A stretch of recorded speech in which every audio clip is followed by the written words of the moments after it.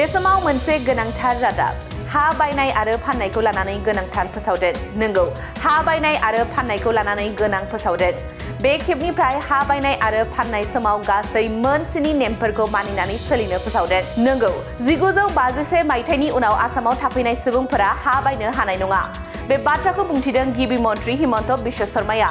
नंगौ, आसामाव हा बायनाय आरो फाननाय बिथिङाव गोदान नेमफोरखौ फोसावदों गिबि मन्त्रि हिमन्त बिश्व शर्माया।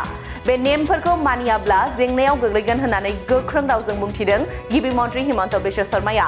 मख'नो गोनांदि जायफोरा 1951 मायथाइनि सिगां रायजोआव हाबफैदोंमोन बिसोरनो हा पाट्टा होजोबनो थांगासिनो दङ। नाथाय जायफोरा 1951 मायथाइनि उनाव आसामाव थाफैदोंमोन बिसोरो गोरलैयैनो हाखौ बायनाय फाननाय खालामनो हानाय नङा। नंगौ, आसामनि जायखिजाया रेभिनिउ ब्लकनि सिङाव थानाय हाखौ 1951 मायथाइनि उनाव थाफैनाय सुबुंफोरा बायनो एबा फाननो मोननाय नङा। जुदि रेभिनिउ ब्लकनि सिङाव थानाय हाखौ बायनो एबा फाननो अब्ला बिसोरनि सायाव गोख्रों राहा लानाय जागोन होननानै बुंथिदों गिबि मन्त्रि हिमन्त बिश्व शर्माया।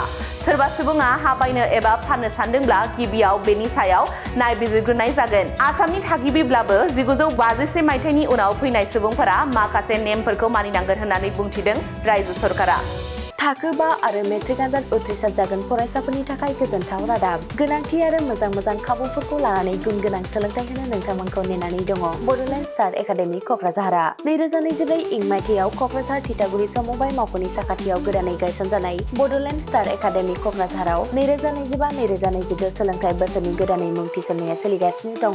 बड'लेण्ड स्टार एकाडेमियाव 6 थाखोनिफ्राय 9 थाखोसिमनि फरायसाफोरा बर' बिजोङाव आरो 11 थाखोनिफ्राय 12 थाखोसिमनि फरायसाफोरा बर' बिजों आरो इंराजि बिजोङाव मुं थिसननो हागोन। बेनि थाखाय आर'ज बिलाइ आरो फान्डुलिपि बिलाइगासिनो दङ। 11 थाखोनिफ्राय 12 थाखोसिमनि फरायसाफोरनि थाखाय आखा-फाखा आरो रोंगौथि गोनां फोरोंगिरिफोरखौ लानानै साइन्स, कमार्स एन्ड आर्टस मोनथाम स्ट्रिमनि सायाव फरायसाफोरखौ गुन गोनां सोलोंथाइ होनानै बायदि बिथिंजों सोरगिदिं जौगाखांनाय लाबोनो साखाफारा क'क्राझारनि थिथागुरियाव थानाय बड'लेण्ड स्टार एकाडेमिया।